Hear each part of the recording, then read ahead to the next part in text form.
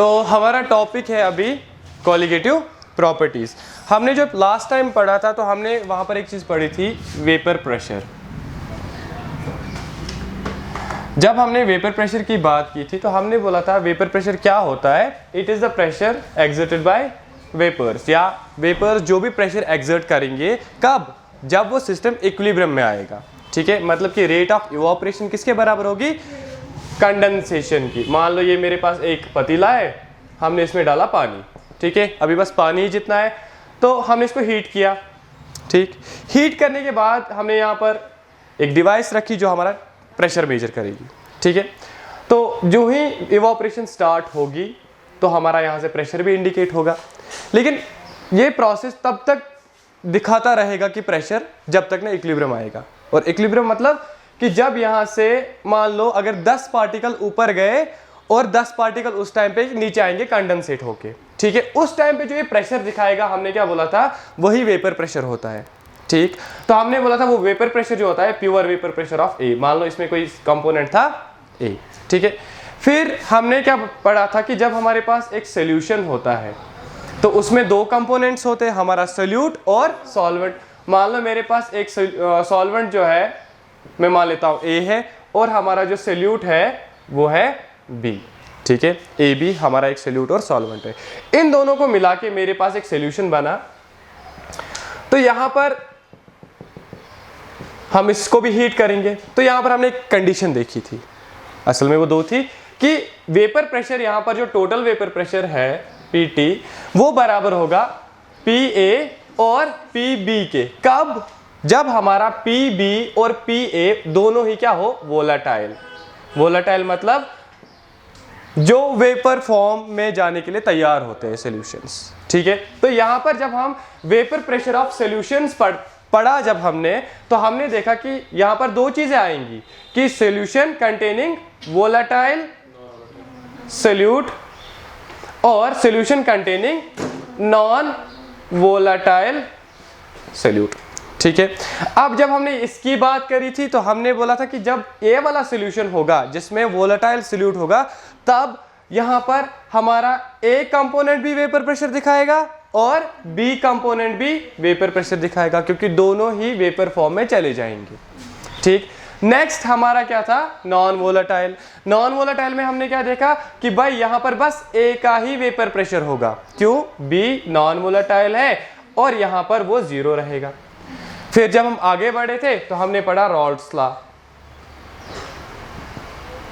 रॉल्ड्स law हमने क्यों पढ़ा, क्योंकि हमने यहां पर जब ये चीज देखी, ये सॉल्यूशन जब हमने इसमें ए कंपोनेंट रखा और बी कंपोनेंट रखा, जिसमें बी हमारा नॉन वोलाटाइल सोल्यूट था, तो हमने जब इसका प्योर वेपर प्रेशर लिया था इस ए कंपोनेंट का, जब ये बिल्कुल प्योर था, इसमें कोई सोल्यूट ऐड नहीं किया गया था, तब इसका वेपर प्रेशर आया था पी नॉट ए, और जब हमने इसमें बी को इंट्रोड्यूस किया तब इसका क्या आया, पी ए। तो हमने यहां पर देखा जो पी नॉट ए है वो ग्रेटर देन है पी ए के, यानी कि वो वाला वेपर प्रेशर जब हमारा प्योर सॉल्वेंट ही जितना था, वो वेपर प्रेशर ज्यादा होता है जब हम उसी सॉल्वेंट में कोई सोल्यूट ऐड करते हैं, और सोल्यूट कौन सा, नॉन वोलाटाइल। ठीक है, यहां तक क्लियर था। तो यहां पर जो ये रिलेशन निकली थी, इसी रिलेशन को एक्सप्लेन करने के लिए हमने क्या पढ़ा, रॉल्ड्स लॉ। और जब हमने रॉल्ड्स लॉ पढ़ा, रॉल्ड्स लॉ हमें बोलता है कि P A is equals to P not A chi A, मतलब कि वेपर प्रेशर ऑफ सोल्यूशन जिसमें हमारा नॉन वोलाटाइल सोल्यूट है वो बराबर होगा pure vapour pressure of solvent and it's mole fraction in solution. ठीक है, यानी कि जब हमने ये सोल्यूशन लिया, मान लो यहां पर अब ए और बी है, और बी हमारा नॉन वोलाटाइल है। ठीक, बी हमारा नॉन वोलाटाइल है। अब इस नॉन वोलाटाइल की वजह से क्या होगा, यहां पर जो वेपर प्रेशर बन रहा है पी ए वो कम होगा। तो हमने इसके फैक्टर्स भी देखे थे, क्यों कम होगा। ठीक, क्यों कम होगा, क्योंकि यहां पर जो इफेक्टिव सरफेस थी, यानी कि जो सरफेस जहां पर पूरा क्या होता था, हमारा इवापोरेशन होता था प्योर सॉल्यूशन में, वहां पर अब सॉल्वेंट पार्टिकल्स भी आ गए, अब वो ब्लॉक कर रहे हैं रास्ता ऊपर जाने को, और वहां पर वेपर प्रेशर जो है कम आएगा, यानी कि हमारा पी ए कम आएगा। और कितना कम आएगा वो रॉल्स लॉ ने बताया कि भाई जितना उसका प्योर में वेपर प्रेशर होगा मल्टीप्लाई करेंगे कि हमने इस सॉल्यूशन में उसका कितने मोल फ्रैक्शंस लिए। और मोल फ्रैक्शन क्या है, एक कंसंट्रेशन टर्म है जिसे हम कंसंट्रेशन निकाल सकते हैं। ठीक है, तो हमारा आज का जो असल में टॉपिक है वो है कॉलीगेटिव प्रॉपर्टी। अब ये कॉलीगेटिव प्रॉपर्टी क्या है? कॉलीगेटिव प्रॉपर्टी हम उन प्रॉपर्टीज को बोलते हैं जो प्रॉपर्टीज नंबर ऑफ पार्टिकल्स पे डिपेंड करते हैं। डिपेंड्स ऑन, यहां पर हम नंबर ऑफ पार्टिकल्स में मोल्स भी ले सकते हैं, ठीक है, मॉलिक्यूल्स भी ले सकते हैं, हम क्या बोलते हैं मोल फ्रैक्शन भी ले सकते हैं। ठीक है, यानी कि जो भी प्रॉपर्टी हमारी किस पे डिपेंड हो, नंबर ऑफ पार्टिकल्स पे डिपेंड हो, उसको हम बोलेंगे कॉलीगेटिव प्रॉपर्टी। तो हमारी जो पहली कॉलीगेटिव प्रॉपर्टी है उसको हम बोलते हैं relative lowering in vapour pressure. यानी कि जो वेपर प्रेशर हमें कमी, जो वेपर प्रेशर की कमी हमें महसूस हुई थी जब हमने सोल्यूशन लिया था नॉन वोलेटाइल सॉल्वेंट के साथ, जब सॉल्वेंट और नॉन वोलेटाइल सोल्यूट था हमारे पास, तो हमारे उस वेपर प्रेशर में कमी आ गई थी। अब उसी कमी को हम देखते हैं कॉलीगेटिव प्रॉपर्टी में भी, लेकिन वहां पर हम रिलेटिव देखते हैं कि भाई कितना कम होगा, यानी कि कितने मोल्स कम ज्यादा करने से कितना हमारा वेपर प्रेशर वेरी होगा। ठीक है, अब जो relative lowering in vapour pressure है वो एक कॉलीगेटिव प्रॉपर्टी है। क्यों कॉलीगेटिव प्रॉपर्टी है? क्योंकि वो नंबर ऑफ पार्टिकल्स पे डिपेंड करेगी। डस्टर,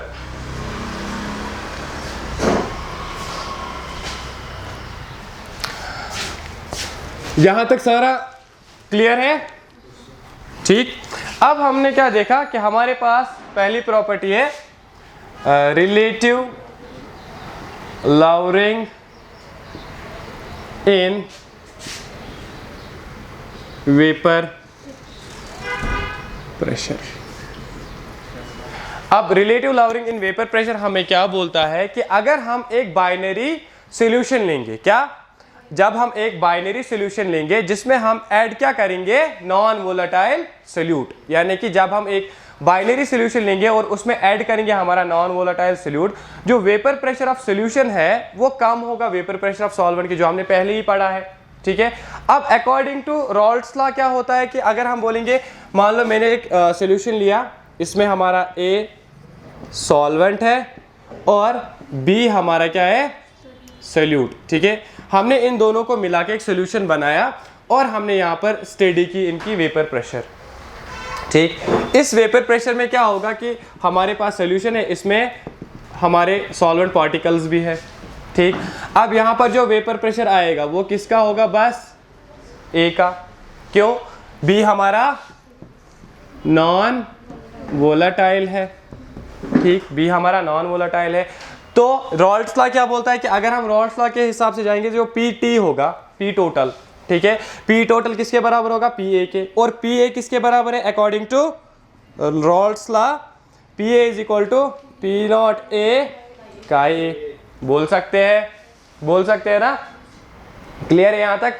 और हमने जब हमने कंसंट्रेशन टर्म्स पढ़ी थी तब हमने बोला था जो मोल फ्रैक्शन ऑफ ए होता है और मोल फ्रैक्शन ऑफ बी होता है, इनको प्लस करके हमेशा क्या आएगा, 1। तो हम इसको ऐसे लिख सकते हैं कि हमारा काई ए जो है वो बराबर होगा 1 माइनस काई बी। ठीक है, बोल सकते हैं। तो यहां पर हम क्या डाल सकते हैं, P A is equal to P not A 1 minus chi B, ले सकते हैं। अब देखो यहां पर क्या हो सकता है, हम इनको क्या करेंगे, अंदर मल्टीप्लाई, पी नॉट ए को अंदर क्या करेंगे, हम मल्टीप्लाई करेंगे, तो हमारे पास क्या बनेगा,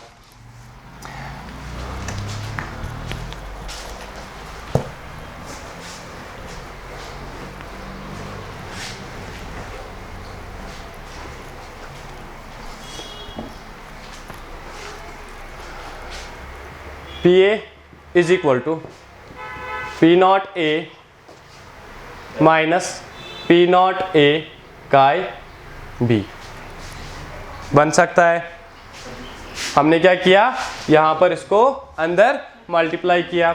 अब हम यहां पर क्या बोल सकते हैं कि हमारा, इसको इधर शिफ्ट करेंगे, P not A chi B is equals to, इसी को इधर शिफ्ट किया, इसको इधर लाएंगे, P not A minus P ए। यहां पर देखो ये क्या बना हमारा, lowering in vapour pressure. Difference है ना, ये है प्योर वेपर प्रेशर और ये क्या है, वेपर प्रेशर इन सॉल्यूशन। तो ये बन गया हमारा लॉवरिंग इन वेपर प्रेशर। ठीक, अब यहां पर काई भी ऐसे ही, ठीक, is equal to P not A minus P A divided by P not A. इसको मैंने इधर लाया। अब देखो यहां पर क्या है, ऊपर है difference divide by total vapour pressure और यहां पर इसको हम बोलते हैं relative lowering in vapour pressure बोलते हैं। अब ये किस पे डिपेंड कर रहा है, यानी कि अगर हमें इसका वैल्यू ज्यादा आएगा, ठीक है, इसका मतलब ये वेपर प्रेशर क्या होगा, कम होगा। ठीक है, इसको हम क्या बोलते हैं, relative lowering in vapour pressure. ये क्लियर हुआ। अब यहां पर जो relative lowering in vapour pressure है ये डिपेंड किस पे कर रहा है, काई बी पे। यानी काई बी क्या था हमारा, सॉल्वेंट। जितना सॉल्वेंट आप ज्यादा डालोगे हमारा वेपर प्रेशर उतना ही कम आएगा। कैसे, इसका वेपर प्रेशर कुछ होगा, ठीक है, इसका और क्या होगा, कम होगा, पीए कम होगा उस टाइम पे। इसमें से ये निकालो, ये थोड़ा कम हो जाएगा, कम वैल्यू होगा।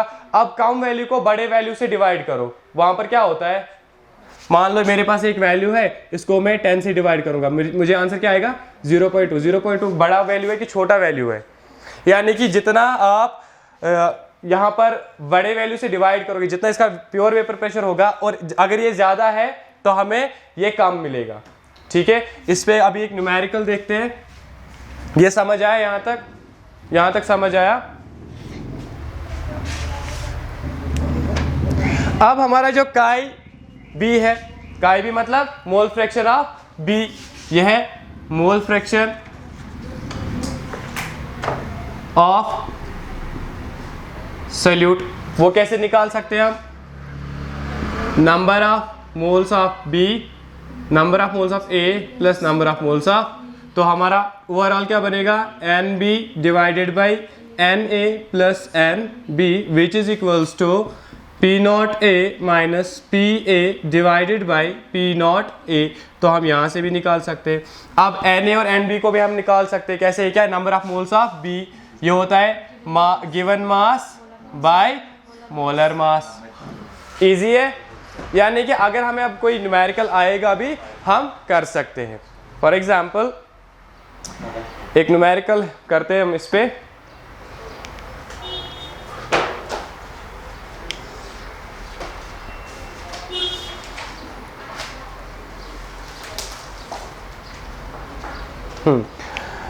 यहां पर एक क्वेश्चन है,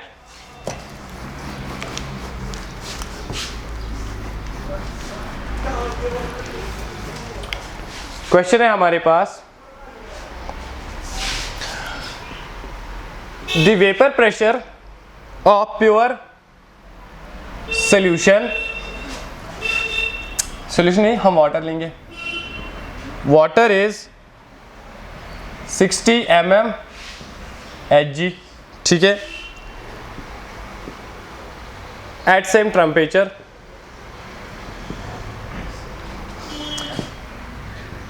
find the vapour pressure of solution containing 30 grams of urea dissolved in 72 grams of water। ठीक है, ठीक। अब अगर हम यूरिया की बात करें, यूरिया का फॉर्मूला क्या होता है, NH2CONH2। ठीक है, हमें क्या क्या गिवन है, प्योर वाटर का वेपर प्रेशर, यानी कि अगर मैं वाटर को मान लूं, ए हमारा वाटर है इधर, और यूरिया जो है वो हमारा बी, यानी कि ये सोल्यूट है, ये सॉल्वेंट है, और ये क्या है, सोल्यूट है। ठीक है, अब हमें सॉल्वेंट का प्योर वेपर प्रेशर दिया गया है, कितना है, यानी कि पी नॉट ए कितना है, 60 mm Hg। ठीक, दूसरा क्या दिया गया है, और कुछ देखे, हमें गिवन मास किसका, यूरिया का कितना है 30 ग्राम्स, और हमें वहां से क्या दिया गया है, given mass of water, given mass of water वो कितना है 72 ग्राम्स। तो हमें क्या निकालना है, find the vapour pressure of solution, यानी कि हमें पहले पता है कि हमारे सॉल्वेंट का प्योर वेपर प्रेशर कितना है, हमें निकालना है PA, ये हमें नहीं पता है। ठीक, अब इसको कैसे करेंगे, देखो हमारे पास फॉर्मूला क्या है, हम ये वाला फॉर्मूला भी यूज कर सकते हैं, हम ये वाला फॉर्मूला भी यूज कर सकते हैं, हम ये वाला फॉर्मूला भी यूज कर सकते हैं। अब वहां पर हमें मोल्स नहीं दिया गया है, हमें मास दिया गया है, गिवन मास। ठीक है, तो हम यहां पर ले सकते हैं कि हम नंबर ऑफ मोल्स निकालेंगे, पहले number of moles of urea और number of moles of water. अब यूरिया के लिए हमारे पास पता होना चाहिए इसका मोलर मास, वो कैसे निकालेंगे, mass of nitrogen plus mass of hydrogen plus mass of carbon, oxygen, nitrogen, hydrogen. Nitrogen कितना होता है 14, ठीक है, 14 कितना हो गया 28, वाटर का कितना 1, ये ना हाइड्रोजन का 1, तो यह हो गया यहाँ पे 2 और 2 कितने हो गए 4, कितना हो गया टोटल 64, कितना 14, 14 28, फिर 4 और 4 4 टोटल, और फिर ऑक्सीजन का 16 प्लस कार्बन का 12, अराउंड 60, और 60 ही निकलेगा ये। तो हमें मोलर मास पता चला। वाटर का निकाल सकते हैं कैसे, वाटर का कितना, सिंपल, तो हम बोलेंगे नंबर ऑफ मोल्स ऑफ ए कितना है, वाटर का हम बोल रहे हैं पहले, गिवन मास है 72 डिवाइडेड बाय 18। ठीक, इसको कैलकुलेट करके हमें निकलेगा। ठीक है, दूसरा है NB, वो कितना गिवन मास है 30, निकला कितना 60, ये कितना निकलेगा, खत्म, ये निकलेगा ऑलमोस्ट 0.5, ये बताओ ये कितना निकलेगा, 2 से करो, क्या हमें ये चाहिए, यहां पर हमें क्या मिलेगा, यह क्या निकला हमें 4। ठीक है, तो हमें अब number of moles of A भी पता चला, number of moles of B भी पता चला, तो हम क्या निकाल सकते हैं, काई बी निकाल सकते हैं। ठीक है, तो काई बी निकालते हैं हम,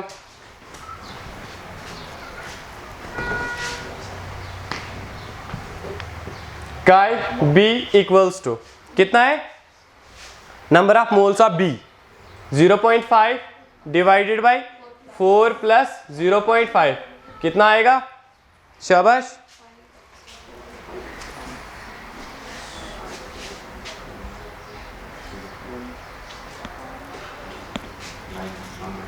वन बाय 9, ठीक, 1/9, तो काई बी हमें पता चला।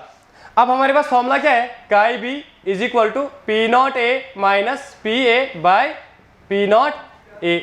काई बी कितना निकला 1/9 इज इक्वल टू P0A हमें देखे है ना वहीं से 60, ये नहीं देखे यहां पर 60।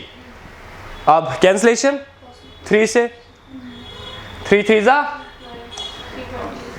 अब और होगा 3 से नहीं, इसको ऊपर लेते हैं, 20/3 इक्वल्स टू 60 माइनस PA। ठीक है,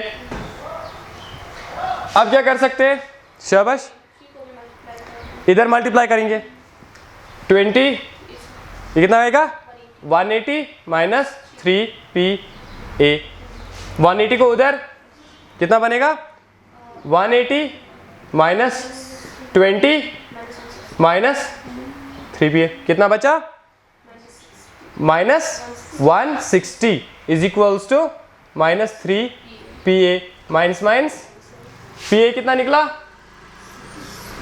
160/3, करो क्या आएगा आंसर, क्यों नहीं होगा, डिवाइड तो होगा, शाबाश, 53.33 mmHg। अब देखो यहां पर हमारे पास, देखो यहां पर रिलेटिव लॉवरिंग कैसे समझेंगे हम, हमारे पास PA कितना निकला 53.33 और P0A कितना है 60, जो हमें पहले ही पता था। अब हमने इसमें कितने मोल्स डाले 0.5 मोल्स ऑफ काए या हम बोलेंगे यूरिया, ठीक है। जब हमने इसमें 0.5 मोल्स डाला डिफरेंस कितना आ गया ऑलमोस्ट 7 का, ऑलमोस्ट 7 का आ गया, ठीक है। तो यही होता है रिलेटिव लवरिंग इन वेपर पे। जो ही हम नंबर ऑफ मोल्स अब बढ़ाएंगे और कम होगा, और बढ़ाएंगे और कम होगा। ये क्लियर हुआ, रिलेटिव लवरिंग इन वेपर प्रेशर क्लियर हुआ, पूरा क्लियर हुआ।